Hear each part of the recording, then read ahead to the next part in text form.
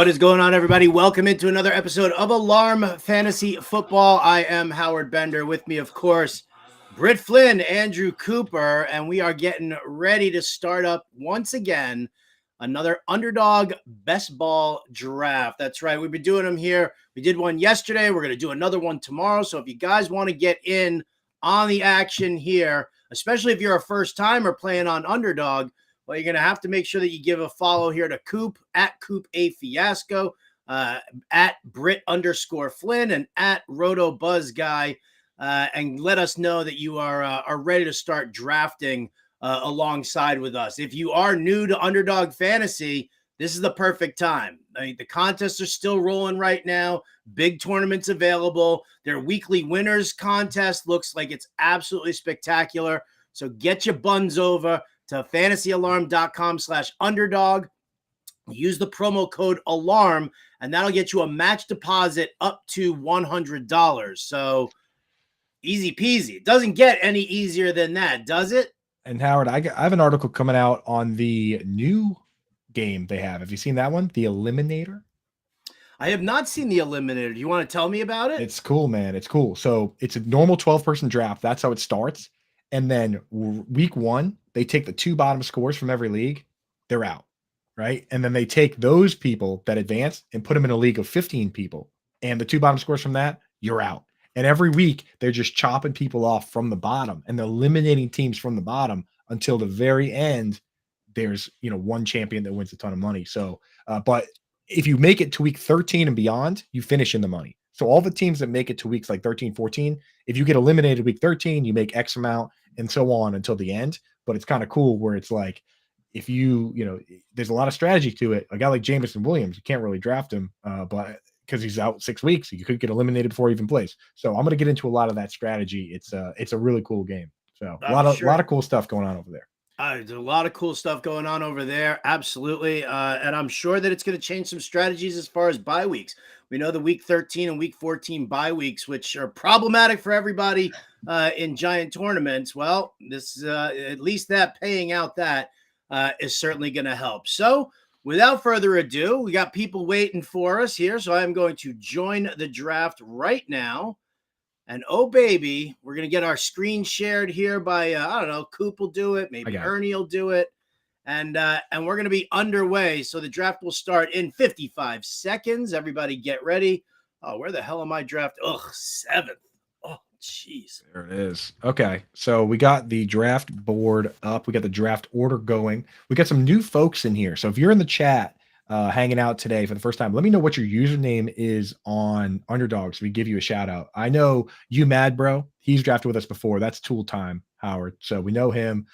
J-Rod is new, Scooter's new, the Put Up is new, Bougie Sports is new. I think that might be Yvette. D Burden. Oh, Yvette. Yeah, I think it might. There's, Nick Chubb's going off the board right there at 1-5. I know. Well, if you guys know Yvette, Nick Chubb's off the board. That's how we'll know if it's her or not. I'm not sure if she's in the chat. Then we have Howard at 7. Michael Chasko, he's been hanging out with us. He's in at 8.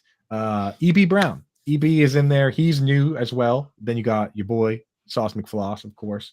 Britt Flinn is 11, and Fantasia Fun also a new one. So I mean, Howard, a lot of new folks, just like we wanted.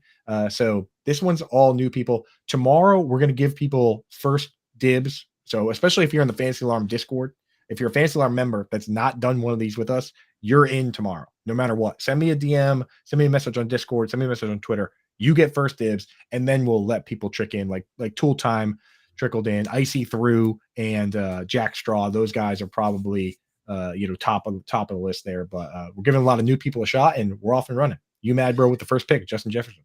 30-second clock. This moves real fast, so you all got to definitely pay attention to what we've got going on with that. So yeah, all right. Listen, Jefferson Chase.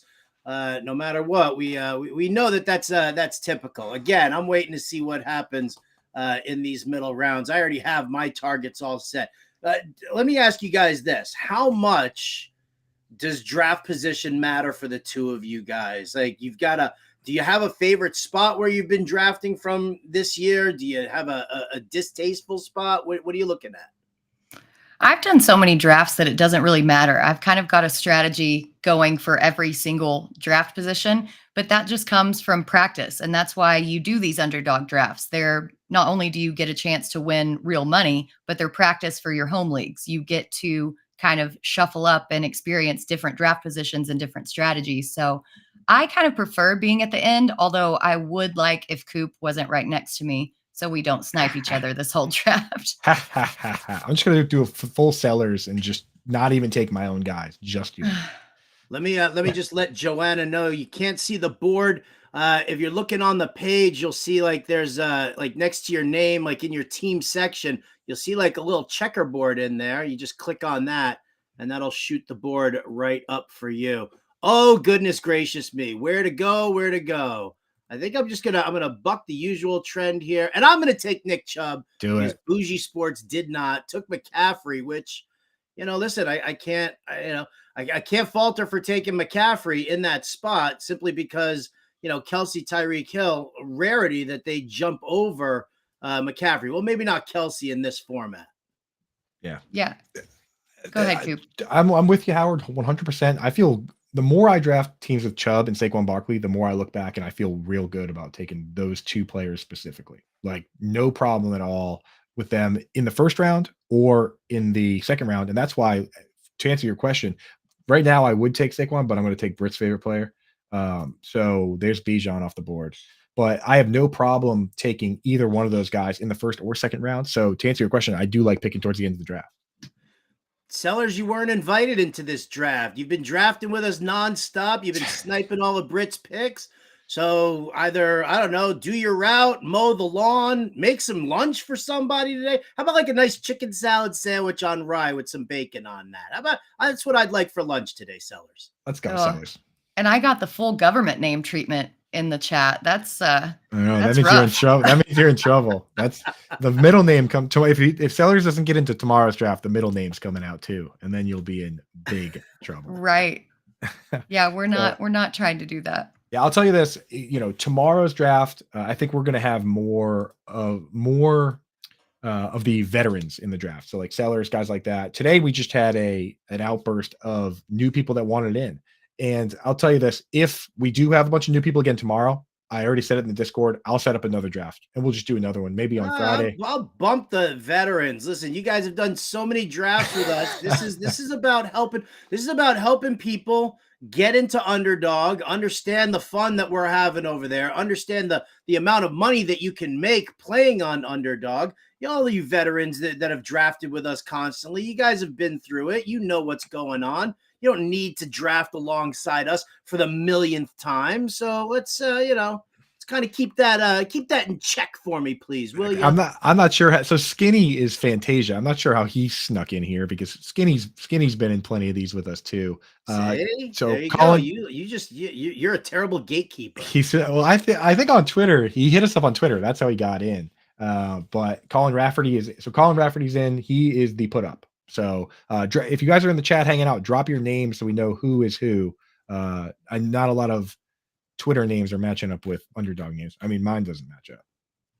Yeah, right. I mean, yeah, Sauce McFloss. I know, right? I don't even want. What is the origin of Sauce McFloss, please? I'd like to know. Honestly, it's from back in like college. Me and my buddies used to we used to just have a couple beers and do like freestyle rap battles. And I called myself A Sauce at some point, and which turned into Sauce McFloss. That's been my username for like Xbox and stuff going way back. So yeah, your boy Sauce McFloss. I also don't want people, if I'm just in a random draft room, and I see the name Pete Overzet in there, I've already seen enough of his stuff that I know who he's taking. I don't want people to know that, I don't want it to say Fantasy Alarm Coop and then everyone knows that I'm waiting on tight ends and they're sniping me on Dalton Kincaid. I don't want people out here to know. That's the price you pay for being a fantasy analyst there, Andrew. I know. You have to learn that everybody is reading you. Everybody's going to use your picks. I've done numerous drafts with the family where my picks just get sniped left and right. You have to be willing to accept that. You have to be willing or able, should I say, you have to be able to pivot. That's one of the reasons why when we did that first mock draft, and you guys can check out that first mock draft that we did in the Fantasy Alarm draft guide, which if you don't have, I don't understand why. Go to fantasyalarm.com/draft and get yourself that. Well, get yourself the all-pro package is what you really need to do. And take like a 7-day free trial and then check out all the offerings that we've got. But most importantly, take a look at that first mock draft, because what I did specifically was take all of Coop's guys. Yes. Just so that I could see where he would pivot. Because listen, we can give you the plays left and right. I can give you my favorites. Coop can give you his. Britt can give you hers. But the bottom line is what happens if somebody else takes that guy? And then where are you going to pivot from there, specifically in that round? So I think that's a very, very important aspect that I don't think a lot of analysts pay attention to. Yeah, and I'll tell you this, like I have no problem with it. Like we knew what we were getting into when we put our hands on that draft guide and we were sworn in as fantasy analysts, that we would be unbiased and that we'd be willing to give out our information to help everybody else. But I will say this, in best ball, it hurts you more than anywhere else, because in regular leagues, the waivers are so important and you can use your skill set and it doesn't matter who has your rankings because you can always win on the wire. In best ball, this is it right here. If they have your rankings, they got you. So just another reason why redraft is better than best ball, right, Howard? Oh, I mean, listen, I'll give you a million reasons why redraft is better, but for the same token, I don't know, 60, 70 best ball drafts into it here on Underdog. So yeah, I'm way deep too. Yeah. Britt, how many have you done, Britt? I know you've done a ton too. I don't even know. I stopped keeping count because my best friend slapped me on the hand last year every time I did a new draft. And I was like, it's my job. I have to. And so I would tell him that I joined a new league and he would just he goes, hand. And I would stick up my hand and he'd just smack me. So I stopped keeping count. That way, when he asks, I can honestly tell him, I don't know. And I don't have to deal with the hand. See, I know for a fact, like I have a secret. I know she's not watching right now. I have a secret checking account strictly under my name that I have fantasy sports money in, and that's all I use it for. Because if she saw just how many best ball drafts, how many like -$5, -$5, -$5, -25, -25, -$5, like she would be like, what the hell? I don't even want to add it up for her. So, and listen, if anybody outs me on that, I will cut you off 100%. I will never answer another fantasy question. You will be fired from Fantasy Alarm. And yes, Skinny, you will be cut from my best friend status. That's right. And I'll tell you this, in the chat, Colin Rafferty says, I'd be interested in best ball mashup where you don't need to set lineups. There is a format for that. The Raz ball, if you can reach out to those guys, maybe get in that. They do best ball where they do 2 waiver runs a year. They call it better ball, but I don't know. It's kind of a pain in the ass.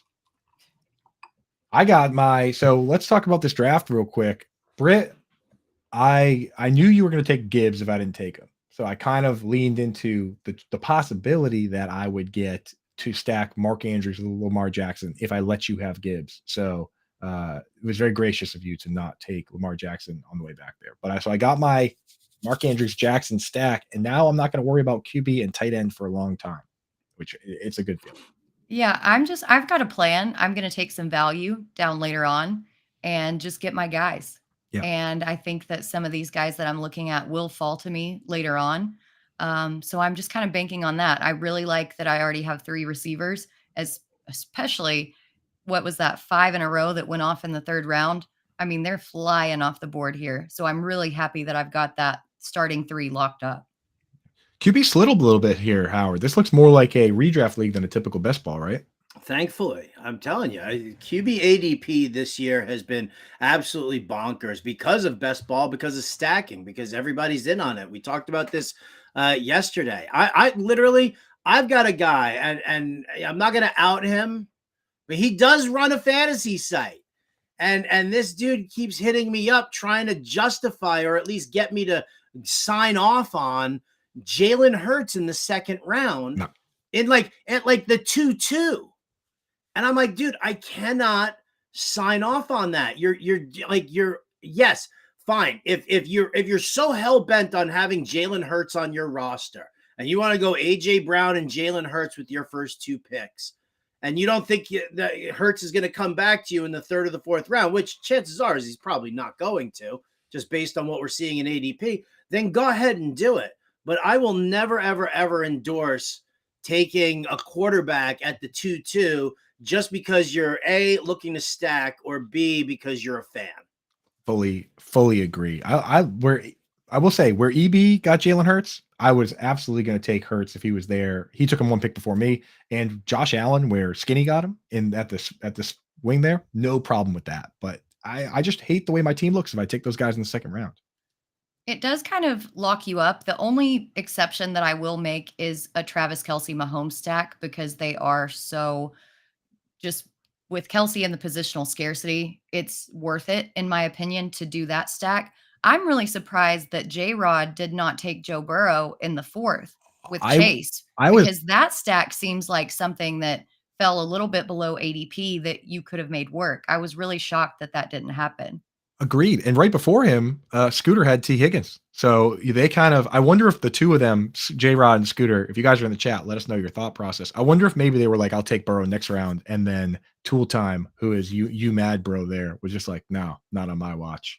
But yeah, that's a tough one. The put up got his pairing of Keenan Allen and Justin Herbert, which is one I just talked about this morning on the morning show that I love. That one I'm taking all day long if I can do it. Now I'm on the clock.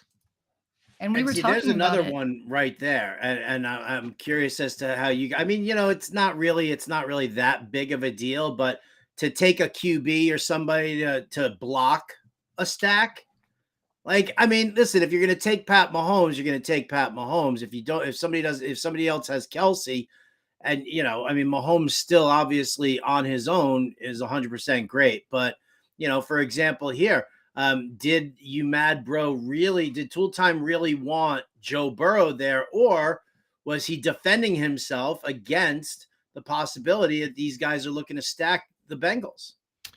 Yeah, that's a good question. I agree with you, Howard, though, that you really shouldn't do that on purpose unless it's one of those ones where you just want to like get Britt all riled up. But besides that, you really shouldn't reach. Spite reaches are how you hurt your own team. Right. If you want to know how to get Britt all riled up, all you have to do is say, Britt, just roll your cursor over the player's name of the arrow. Like, just start mansplaining things to her that she knows how to do. Frustrates her to no end.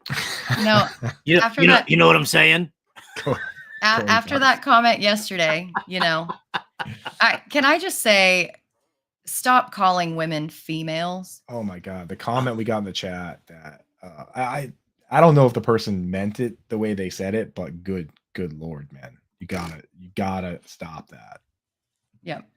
We gotta have some respect. Respect my authority and my team. My team's looking really good here. Right. That person was like, good take from a female. I was like, if you were at the expo at the Queen's Classic, you would understand that it's not a matter of male, female, whatever. It's a matter of professionals versus amateurs, and the room of professionals at the Queen's Classic was horrifying. Like you guys were sniping each other. Every strategy under the sun was pulled out. And I think if the average fantasy gamer got a chance to see a draft like that, they would have a lot more respect, which they should already have. No, I was scared. I thought that there were going to be fights. There were people yelling at each other across the room. Like it was getting spicy. Heated. Who got heated the most at the Queen's Classic? Like if there was one person who was just on tilt for the majority of the draft, who was it? Oh, Lauren Carpenter was very vocal. She's funny. But she never said that she wanted to fight somebody. Yeah. Faith Enos was throwing out, I'm going to fight you, which was hilarious because they were sitting across the room from each other. And so it was really fun. And again, you Howard, Linda. So Linda's just throwing out comments, also just getting people going, just kind of tossing them out there like, oh yeah, nice pick, So it was fun to watch, I will say. Yeah, I was a little bummed that I didn't get to pop into the Queen's Classic because we were doing a snake draft and followed it up with the auction, and that was a lot. Let me ask you about the auction, because I got to catch a very small portion of the auction, and somebody threw out Rico Dowdle for $1. The Cowboys, backup to the backup to the backup. Do you think that he's getting overlooked, like as maybe being the RB2 in that offense, or was that just kind of a dart throw shot in the dark? Because I'm curious as a Cowboys fan, I have no idea what's going on. I think it was just a shot, not necessarily a shot in the dark. You're looking at the fact that, do you believe that the Cowboys are going to bring somebody else in? And if you don't believe that the Cowboys are going to bring somebody else in, well, then you have to assume that there's somebody that's going to be doing the between the tackles work. And who is going to be that guy? And it's not Deuce Vaughn. So if they want to, kind of bank on Rico Dowdle doing that, you throw him out super early in the draft. Everybody else kind of sloughs it off. And then all of a sudden you get a guy for $1 who is potentially, rock solid. It was like Treylon Burks. I did an auction a day or two after Burks got hurt. And all of a sudden, like, nobody was bidding on him. I ended up getting him for $2. I was like, oh, okay. I threw him out early because I figured, okay, this is going to be this could be a very nice, grab and stash, depending on what the injury was. We didn't even know how long he was going to be out for, but I knew it wasn't season ending. And so I'm like, screw it, man, for $2 to grab him. I'd watch monkeys throw poop at each other at the zoo for $2. Right. Totally. Usually you have to pay extra for that. Usually you do. Rip Harambe. I'm loving my team right now. My team is exactly the team that I like. And my boys, like Howard let me get Miles Sanders for once ever. So that's a good feeling. Dude, do you see how loaded I am at running back? How am I getting like Mixon and Najee in the 3rd and 4th round of a 12-teamer? I love Mixon, man. I love Najee, and people are so polarized on him because of that whole efficiency metric, but the volume is there. I mean, I love it. He's going to be the guy. They bulked up that offensive line. That was a main problem last year. I mean, come on. This guy's one of the few bell cows left in the league. What's not to like? Forget what anyone else says. Matt Canada straight up said Najee Harris is RB1 on the depth chart. Yes. Every other coach out there, no matter who it is, says, oh yeah, we're going to use both guys. We have Thunder, Lightning, blah, blah, blah.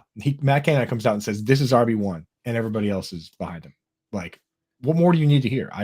What more needs to be said than that? It's, not to mention the fact that they improved their offensive line, both through free agency and through the draft, right? They traded up with the Patriots just to take Broderick Jones ahead of the Jets because they knew the Jets were going to take him.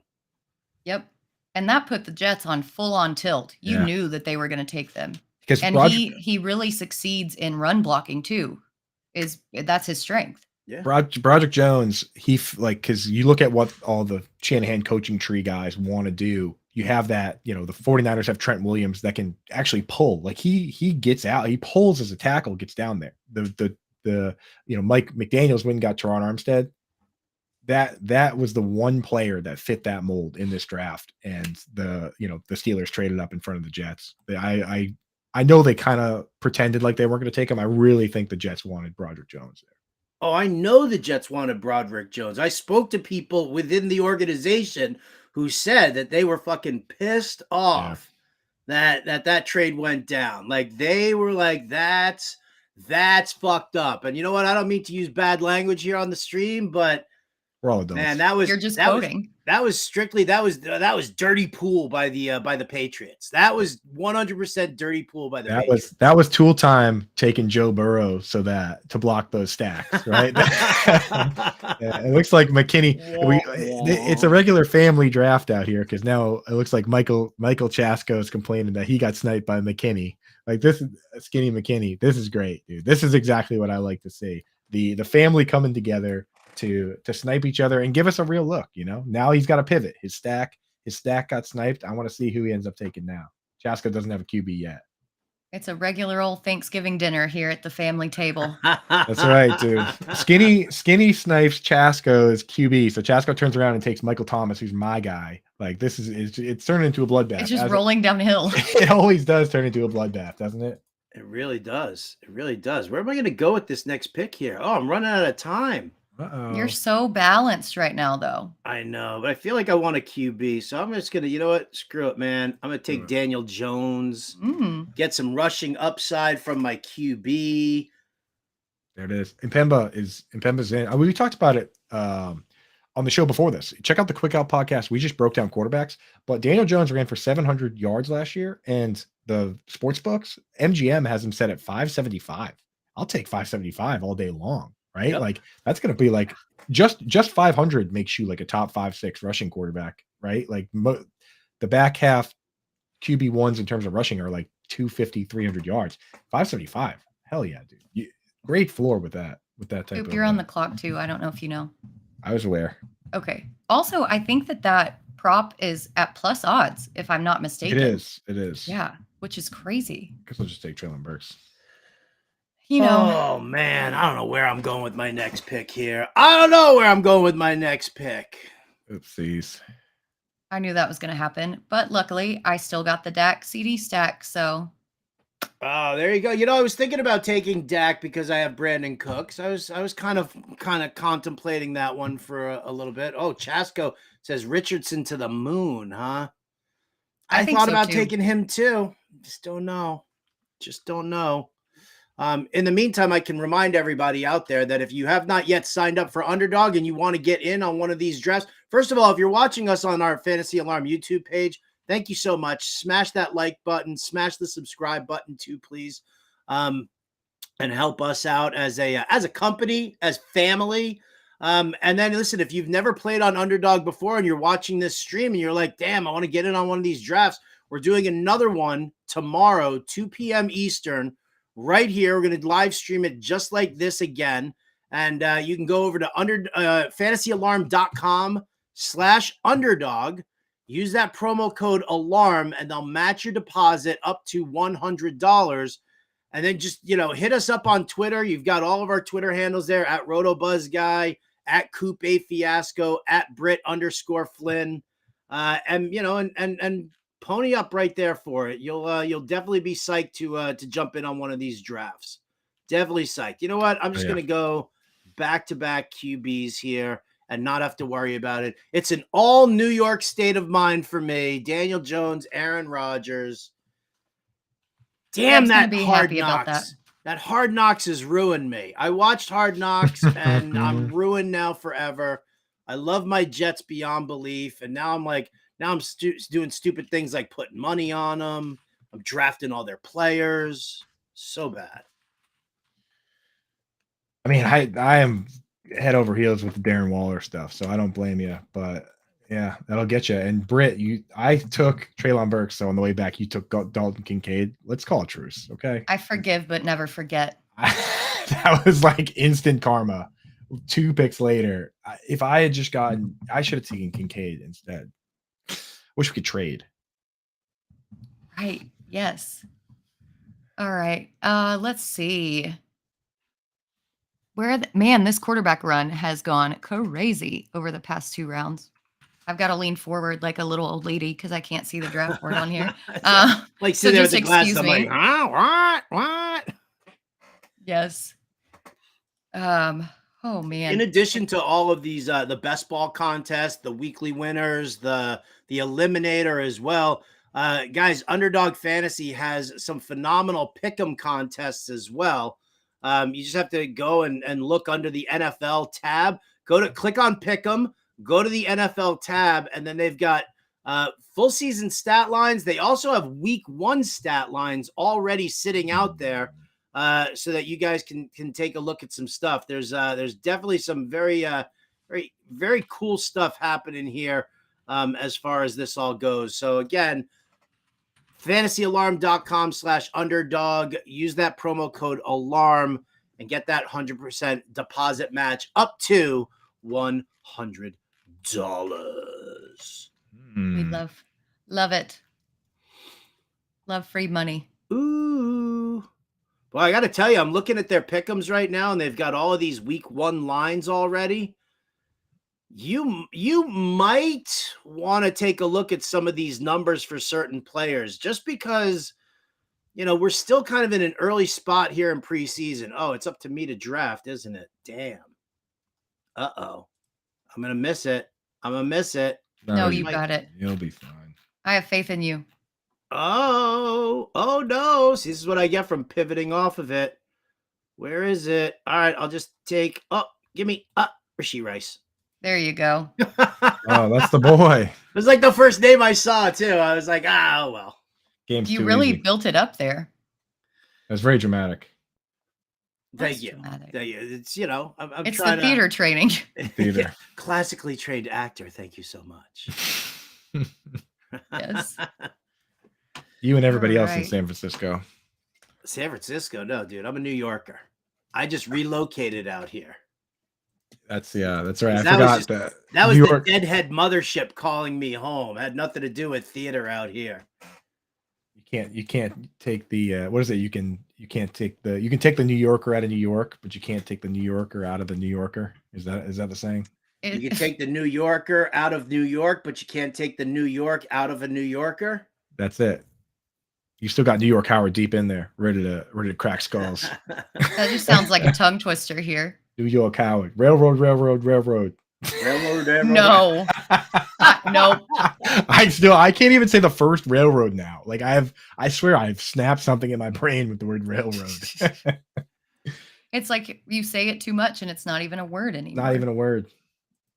All right, I'm gonna have to Man. take my second quarterback, even though I don't want to. Yeah, I waited too long on my second. Derek Carr. So I think that we're going to get to see a lot about the Saints offense this weekend because they already came out and said all the starters are playing and they're playing 2 series. We're finally going to get to see how that offense works. And I, for one, am very curious about how they're going to look because I'm not necessarily a full believer in Derek Carr. Yeah. I don't know, man.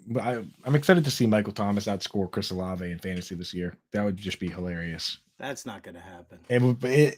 We say it's not, but it's within the realm of possibility. You know what? I'll tell you what, it depends on how well Michael Thomas is getting along with Dennis Allen and how well he's getting along with Derek Carr. Because the moment the passes don't start going to Michael Thomas and he starts pissing and moaning, That's true. right? The moment that Dennis Allen tells him to shut up and just play the game, like the moment that happens, Michael Thomas's toe is suddenly going to start getting a little cranky. I guarantee Yep. it. Hey, the thing is, though, the thing with that is the contract is set up in a way that he can't just be like, I quit, because the 1/3 of the contract is incentives. So I could definitely see the bitching though. If the targets aren't there and he knows that he gets 10 million, guaranteed, but he gets 15 million if he hits the incentives, then yeah, you better believe there's going to be some squeaky wheel business going on if he's not getting those targets. He's not scared of getting on the X app and telling everybody how he feels. But do you think he's made enough money that he just doesn't care anymore? Like, there's got to be some point. He hasn't played in the past 2 seasons. He's been getting paid for not playing. I mean, at some point, do you think he just throws in the towel? I don't know. Exactly. That's what I'm thinking. If he's not getting along with those guys, then I think he comes back and he's Michael Thomas and he's awesome. I think he was awesome last year before he hurt his toe. He was pretty good. I have to admit, I lost week 1 against him, and then he went away. three touchdowns in 3 games, was on pace for 90 receptions, which would have been top 10. And then he hurt his toe and had to have surgery. Surgically repaired toe is fixed up, ready to rock and roll. Michael Thomas, we're in, and we're big fans. So you're saying he's a poor man's Rashad Bateman? I think I also Rashad Bateman last year, first couple of weeks, that dude was money in the bank. Yeah. And then all of a sudden he hurt his foot and he was destroyed. The difference is, to me, is that Michael Thomas so far, all reports are that he's looking pretty good. Whereas Rashad Bateman, I'm really scared now that he's still not practicing, still getting shots in that foot, still not practicing. So I might have to take Rashad Bateman off the board. Well, he's getting all disgruntled also. He's pissing and moaning. They had all those private workouts with Lamar Jackson, Zay Flowers, and Odell Beckham down in Florida, and Rashad Bateman wasn't invited. Ooh, that's not. Yeah, nice. but he was still Look at that. healing though. Look at that comment from Dame Overboard. I'm not putting that up. I'm not putting that up. Keyshawn Johnson walked away early. Why did he walk away early? Because he was pissing and moaning. He even wrote a stupid book called Give Me the Damn Ball. Dame overboard. That's why I love you, Darcy. I'm telling you. Scampers, I'm coming for you, girl. Keyshawn Vaughn was also awesome, though, just like Michael Thomas. So we'll have to see. Did you say Keyshawn Vaughn? I said Keyshawn. I definitely did not say Keyshawn Vaughn. I would never say that. Keyshawn Vaughn. I thought it. I said Keyshawn. I said Keyshawn Johnson.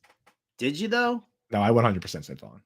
Did you? Yeah. Can we scroll the board down while we're arguing about what we said? I just want Coop. I just want Coop to plant his flag on Keyshawn Vaughn for some. Oh my Lord! I don't scroll the board until it's absolutely necessary because Howard does not like when I'm over here moving my mouse around and scrolling stuff around. So well, you can scroll the board down. You don't have to like sit and move your mouse around excessively. I do have to use my mouse sometimes. I'll shout out to Rick Wolf. If anybody's ever been in some sort of like a conference call with Rick Wolf where he's sharing his screen, oh my God, that dude, like clickety clackety, clickety clackety, clickety clackety, like it's everything's moving over, everything's being highlighted. I'm like, what's going on with the screen? I'm about to get vertigo. Yep. Yeah. Can't. I was only in a few meetings with him. And I was like, somebody needs to mute. I don't know who, but somebody does. I just did it. I took Raheem Mostert over Devon Achane. Mostert has just been the starter. He looks better in the offseason. I'm worried Achane can't even pass block. I've moved Mostert ahead of Achane. It stinks because we want the rookies. They're more fun, but I don't know, man. I think Achane might just be there as Mostert insurance. Where are you guys at with that? Yeah, he's going to have to put on some weight for sure, which he already has apparently.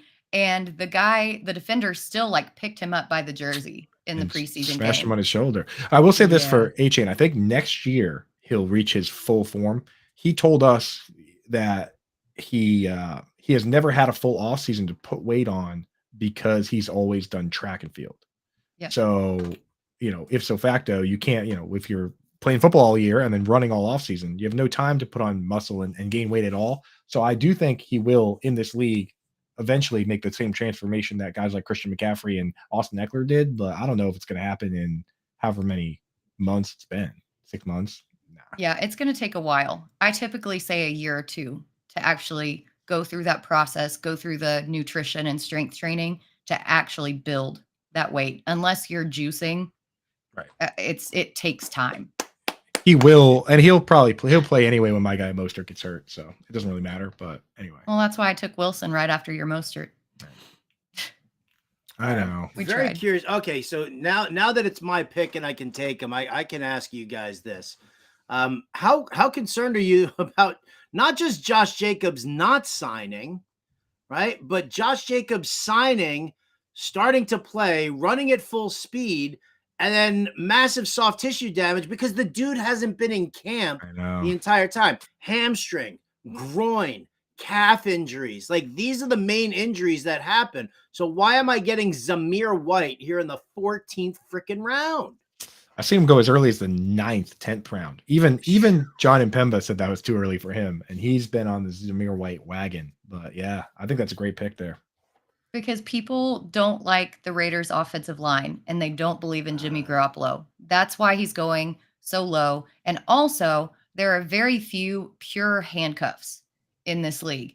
If Josh Jacobs goes down, I think that Josh McDaniels is going to run a lot more of a committee backfield approach. And people aren't sold on White as like the Madison to the Dalvin Cook situation. I don't think that he's going to be that guy. It's going to be a lot more spread out. But who's in that backfield with him? Like who's there with Zamir White? Well, it's all gross. I'm not saying that the committee is going to be good. Amir Abdullah, Brandon Bolden. Damian Williams. Former Super Bowl winner, though. Right. Put some who else spec is a on the former name. Super Bowl winner? Joe Namath, and I still wouldn't draft him. In Joe reality or fantasy. Joe Namath actually, he quietly has pretty terrible stats. Like, I know it was the era, but even other guys from that era have better stats. He threw more interceptions than touchdowns, Joe Namath. Yeah. Guys, that was the joke. It was the joke. Okay. That's fair. With my next few picks here, I'm just throwing ADP out the window. And you'll see some picks where it's like, what? But I really don't care. I'm gonna draft a bunch of guys some guys that are just completely undrafted.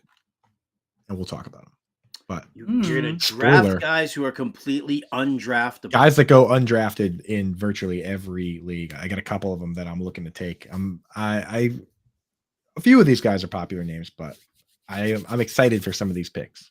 You know who I'm going to take? I'm going to take this guy who just got back to practice today from his separated shoulder. How about tight end Mike Gesicki? You mean more of a big wide receiver? He's more of a big wide receiver. He's more of a big wide receiver. As Bill Belichick would French fried potatoes. Dude, he is such a like, well, actually, neckbeard type guy, right? Well, actually, that's like a Belichick.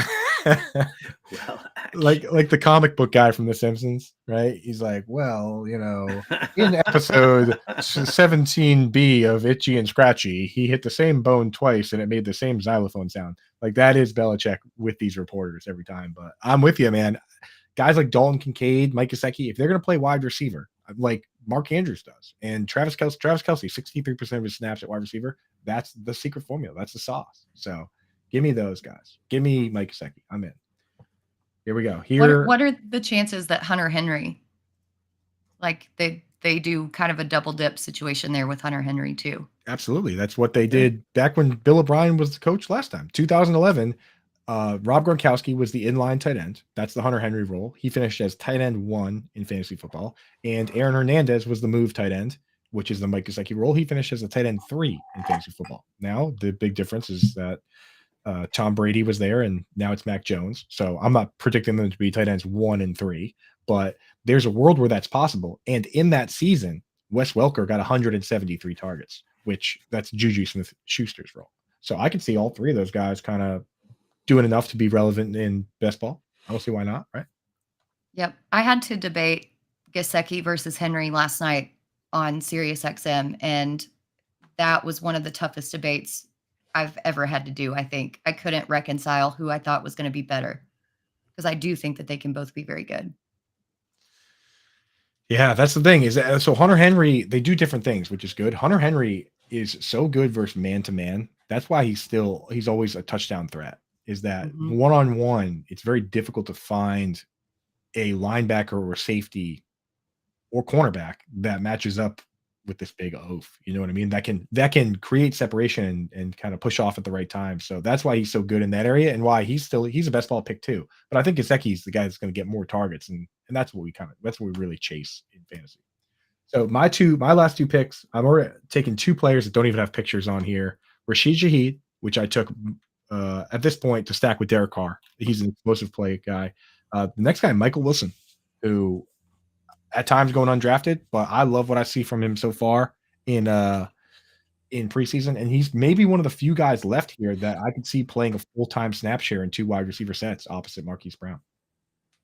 But is that Cardinals offense going to be good enough to even warrant fantasy production at all? Or are they just going to score like 6 points every time? I don't need them to be. So for regular redraft, I'm not sure if that offense is going to be good enough to give you consistent production. But even the worst teams, every other week or maybe even once every 3 weeks have players that have big games. Like there's no team in the league that just has no player that ever does anything. Every once in a while, even on the worst teams, a guy goes out and has a Tyler Algier game or has 100 yards and a touchdown. Like, that's all I need from guys in this range.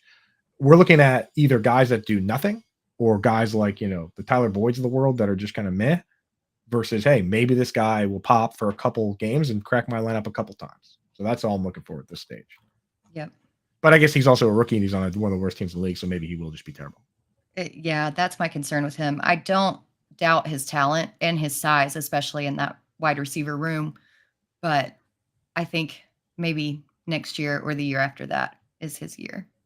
Well, I mean, the good news is that he's already playing ahead of Rondale Moore from what we've seen. I mean, it's still preseason, but he started opposite Marquise Brown, and then Rondale Moore came in off the bench, and it makes a lot of sense. Rondale Moore, if you're going to be starting the game with a run play, why would you have Rondale Moore out there over Michael Wilson? Michael Wilson, he's like twice the size of Rondale Moore, so that's the issue sometimes I run into with guys like Rondale Moore, Tank Dell, is that you can't have them out there every single play. I mean, I guess you can if they figure it out, but those guys are going to get run over in the run game. Yeah, 100%. Ugh, it's yucky down here. It is yucky down here in the final round. First and foremost, thank you everybody who's joined us here for this draft. We really appreciate you guys taking the time out of the possible middle of your day. It's definitely the it's late for some people, and then we appreciate that. Again, we're going to do another one of these drafts tomorrow, so you're definitely going to want to take a look. If you are a first timer on Underdog, well, go to fantasyalarm.com/underdog. Use the promo code ALARM. Get a 100% match on your first deposit up to $100. And Coop, one of the things that actually some people were kind of asking, are you looking to do any of these drafts in the evening at all? Some people are tied up during the day with their jobs and wondering if we're going to have any of these evening drafts. I didn't want to put any words into your mouth. Yeah. You let us know. So we've been doing there's a whole crew that's been doing them with us all off season, and we were doing Thursday 7 to 8 p.m. Now that's kind of my time to watch the baby, but I can watch the baby as long as we're not doing live streams. I can watch the baby in one hand and do drafts in the other hand. So yeah, that's what I'm saying. We don't have to stream these. Like, we're streaming these during the afternoon right now, and we hope you guys appreciate at least the commentary that's going on and have taken advantage of comments in the chat and things like that. But yeah, just for doing some of these at night, just to kind of pass that time. You got the baby there, you got the bottle, you're clicking. Yeah, so maybe we'll do one tomorrow night. I'm sure we can fill a 7. We got other stuff. We got other stuff cooking tomorrow night. We're recording our flag planting the flag plants show. So for anybody who wants to know, that's going to actually be airing either late night on a Fantasy Alarm YouTube page, or it's going to be we're going to broadcast it on Friday during the day so that everybody can check it out. But it's the three of us along with Kev Tompkins and John Impemba. And we're doing it. We're planting our flags in certain players. If you guys checked out fantasyalarm.com today, you saw Howard Bender's fantasy football fades for 2023. That article is free, and just head on over there and go check that out. I'm sure it'll upset some of you. It's already upset a number of people, and I'm okay with that. I'm definitely okay with that. But tomorrow night we record our flag plant show, and that's going to be the who are our guys, like who are the ones that we are drafting every single place that we can draft them, or at least just the names that we're shouting from the rooftops that you guys are snaking from us in these drafts. Either way, yes, campers, this is live, 100%. It's like in Spaceballs, where you're like, when does this happen? When did this is happening now, sir. Wow, I thought you were a little young for a Spaceballs reference, but that's okay. I'm proud of you. Mel Brooks. I've never seen Spaceballs. Oh, you got to watch every movie with the name Mel Brooks tied to it, Britt. That stuff is timeless, man. Timeless. I've just watched The Holy Grail like 50 times. Does that count? That counts. No, because that's it's British humor, and I don't know if you guys happen to have a sour taste in your mouth about the Brits, but not Britt Flynn's, but I mean the people from across the pond, those dickbags. Yeah, I'm just I'm anti-British. Bunch of tea sucking limeys. If I could dump all the tea into the frickin' bay, I would. Yeah, the what's the one with what's the Western one? The Mel Brooks one with the guy from Willy Wonka. Oh, you're talking about Blazing Saddles. That's the one I would watch first. I'm not sure. That is a classic. Sellers, I already handed my article to Fantasy Receipts. I actually told them yesterday it was coming, and I tagged them today. So by all means, num num num num num num num. Right? I want to eat because I want to shit on everybody's dreams about Jahmyr Gibbs, about Austin Eckler, and a number of other players. Listen, I don't sleep a lot, so my dreams are very precious to me. I would rather you not shit on my dreams about Jahmyr Gibbs.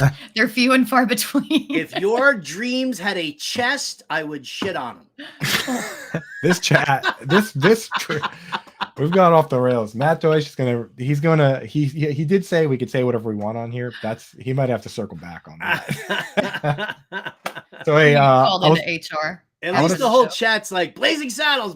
Everybody knows that. They got it. That's your homework, Britt. Watch that one. And if you like the Star Wars movies, then you have to watch Spaceballs because there's so many good jokes in there. But I want to point out Michael Chasko said, is it risky to take? I lost the comment, but he goes, 3 rookie QBs. Is that risky? His QBs in this draft are Anthony Richardson, Bryce Young, CJ Stroud. Is that something you guys would ever pull? I mean, I wouldn't do it. It's wild behavior. I think he was waiting, on that Tua pick to come back around. He got sniped on that. Then that big quarterback run happened, and all of a sudden the options were just very, very limited. I don't think that it was a plan.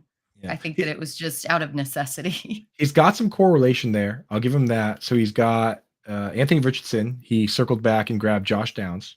He had Nico Collins already. So then he grabbed CJ Stroud. So, you could combine for some weeks there. But yeah, I don't know, man. That's a little too much risk. Yeah. I mean, it completely goes against the dynamic tier rankings. Like you don't have anybody there who's a high floor QB. Exactly. You need at least one. You need at least one. My policy with the dynamic tier rankings is get at least one guy from the left and at least one guy from the right. If you're going to draft 3 quarterbacks, if you draft all guys, and what I mean by that is we break it down into safe guys versus upside guys. If you're going to draft 3 quarterbacks, if you take all 3 safe guys or all 3 upside guys, you're setting yourself up for a world of hurt. Yep, we want to be like Thanos, everything balanced. Dude, if you want to talk about being the villain, if my last 2 picks are any good in fantasy football, Twitter is not going to be happy. The last 2 players I took back to back were Chase Claypool and Allen Robinson. No, they will not be. Imagine those 2 just come back from the dead. Everyone's like, "What the hell? What the hell is going on here?" But hey, there's a path. There's a possibility. There's definitely a path. There's definitely a possibility. Oh man, I so wish that I was Thanos, just so I could just snap half the world away. Oh yeah, I'm a crotchety old man. What are you gonna do? Be wild, dude. All right, I'm wearing Frank Costanza cabana wear right now. I'm ready. I'm wearing some shorts with some long black socks and some sandals. You got the pen. Not wearing New Balances? You got the pen. Not today. I only wear those. I only wear those when I go out because apparently, according at least to our good friend Mark Brownstein from the Disco Biscuits, my New Balances are cool and in style, and therefore I wear those out. When I'm here at home, I'm barefooting it, or I'm in long black socks with sandals. You got the pen that the astronauts use to write upside down, right? All right. Well, let's before we get out here, let's look at this draft. Besides your own team, first 5 picks. What team you like? We got some pretty interesting builds here. I was looking around and I really like EB's team. I like the Stephon Diggs, Tony Pollard. Stephon Diggs and Tony Pollard is a strong start, and then Jalen Hurts fell in his lap. And I love the idea of going heavy RB early and then loading up on wide receiver late, which he did. So I do like EB's draft a lot. Any other ones to jump at you guys? Ooh. Scroll back up. I literally cannot see anything. I mean, I kind of like Fantasia Fun there at the on the wheel. Barkley, Amon-Ra, London. He went early with Allen, but still had some good balance there. I like his RBs with Barkley, Akers, Tank Bigsby. I'm not so sure about how deep it goes beyond there, but he's like a Bijan Robinson injury away from dominating. Right. And honestly, Josh Allen, we will say, quote unquote, early at quarterback, but that's below ADP for Josh Allen. So I don't mind that pick there at fourth round, Josh Allen for sure. I think I really like Bougie Sports and what they did there. McCaffrey falling to the 5th pick, then getting Mahomes. The wide receivers are really solid with Cooper, Ayuk, Smith and Jigba, Sky Moore. And then you've got Aaron Jones, who I think is being really undervalued. And then the tight end situation. I mean, Cole Kmet finished as tight end 8 last year.